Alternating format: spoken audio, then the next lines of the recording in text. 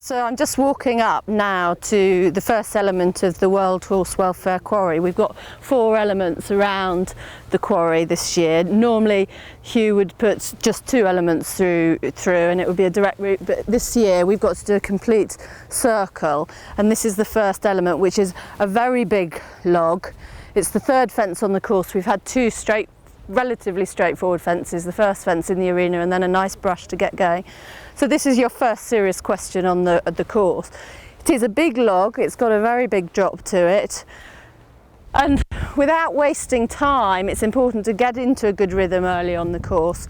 Without wasting time, to me you'd want to shave the corner, so not go too wide, and very much jump this fence in the middle out of quite a short striding sort of energetic canter, because the horses might be a bit backed off, but what we don't want here is the horses to over jump with such a big drop. So riders have got to be ready to sit back, because it is a long way down, and then on landing they ride up to the 2nd fence.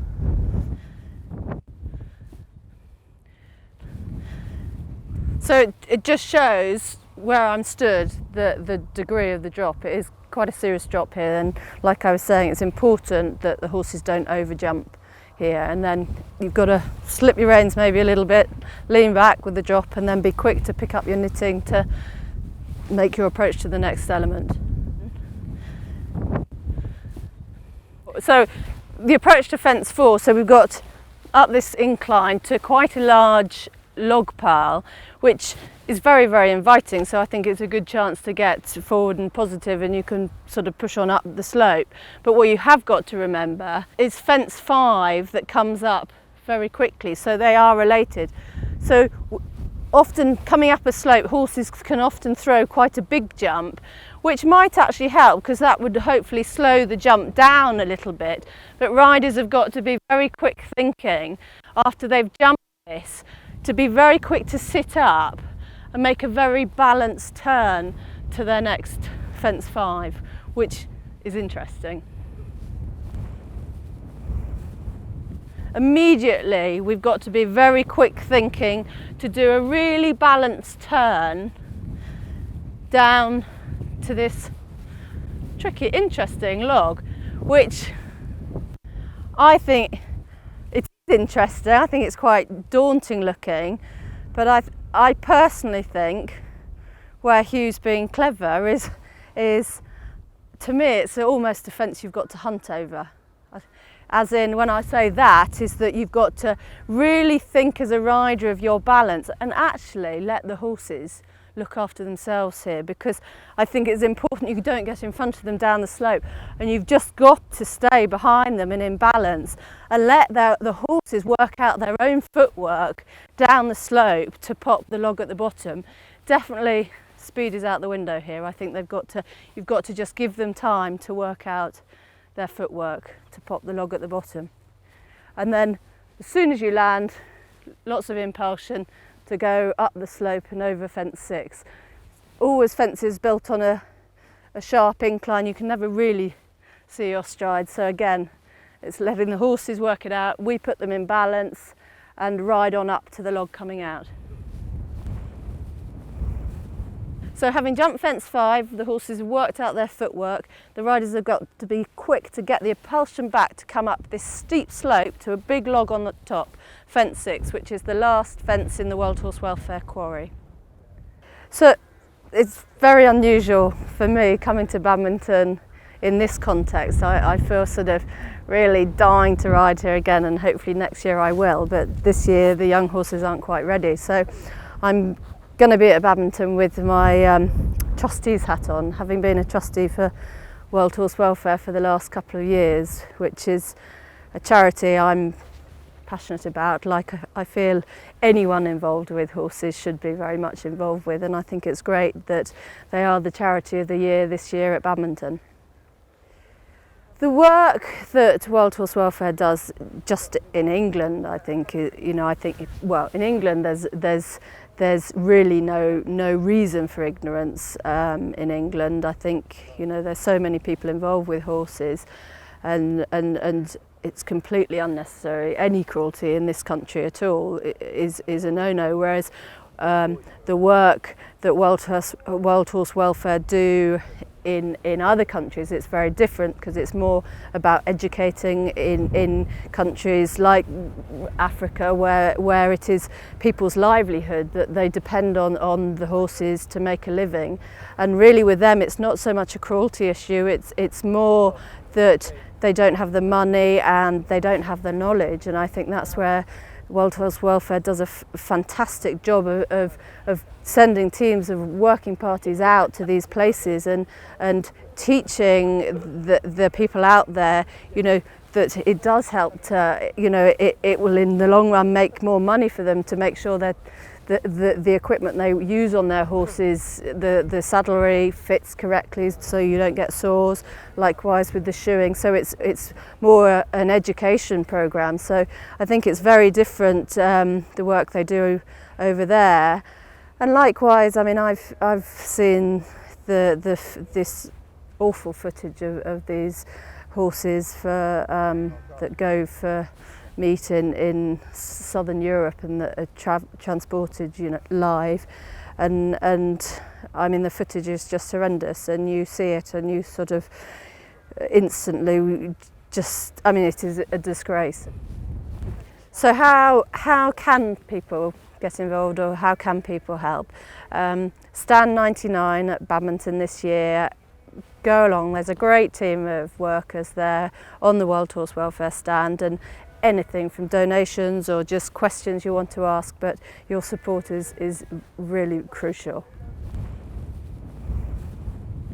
After the quarry section, we then have a long gallop up to Huntsman's Close, which has claimed many scalps over the years, and mine's one. I've had several falls in this complex of fences. This year, Hugh has built at fence 7 a very, very big, wide brush, which I think probably sets you up quite well for the gate if you ride the wide fence well. To me, you want to trust your horse's scope, not be too quick. I think almost treat it like a big triple bar in show jumping. So you round up the canter with lots of activity but not speed. So you get a good jump over that. So then it sets you up well for this gate, which this year is white, very upright, but I think it will help being related to the fence before. There's roughly 7 strides between the two. So then we have to pop over the gate, and then we have the tricky corner, which we've jumped several times before. So having jumped the gate, we have to stay very focused, very balanced, because we have to line up this birch corner.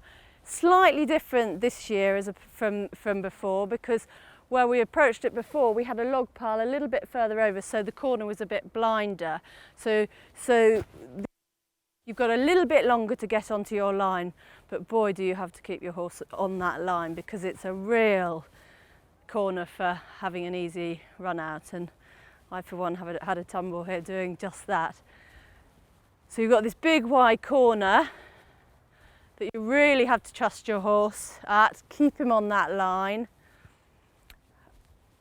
And then you can't be too relaxed, because having jumped this, Hugh's then put another little trick in. Hugh's other little trick here coming out of the Huntsman's Close is a very, very sneaky angled log, which I feel you need to, I think, ridden well, it would look as though the fences are linked up, but personally I think it's important to get over the corner first. Don't even think about this until you've jumped that corner, and then as soon as you've jumped the corner, I think it's essential that you're really strict, that you get onto that line and really stay on the line all the way until the horse has taken off, because it would be a really easy fence and a silly fence to have a slip out to the right. The famous lake at Badminton. I think all riders come up here and approach the lake with a barrage of crowds, and you sort of get nervous just approaching this fence. Got the Mitsubishi pickups first. This year, Hugh's linked it with the first element of the water. So you jump the pickups, and to me it's crucial as a rider that we jump this really balanced, not too much speed, plenty of impulsion but not speed. And it's all about the smoothness and the balance through this turn, So it's important to keep the engine, not the speed, but the engine, the balance, and get on your line early enough, because here we have the three elements of the lake complex. And this year he's got the wave, he's made the wave a lot narrower. So obviously it's an accuracy question, but again it's about having the horse controlled, balanced, so you're straight, get on your line. Still need quite a little bit of encouragement going in, lots of leg the last two strides. But I think it's very clear to the horse, you've got the three elements all there in front of you. So I think it's important to put them in the tube, get them to focus.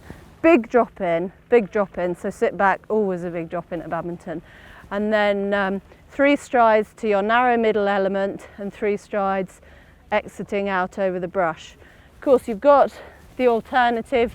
If you're not happy with this quite sharp turn to this first element, you can go wider and jump the wave in, which is obviously wider, and make a turn to either route in the middle, and then the exit brush. So riders have got to be quick thinking once they're in. All sorts of things can happen, especially here at badminton. But I think if ridden well and horses are bold and brave, it's the 3 elements are very clear in front of the horses. Good luck.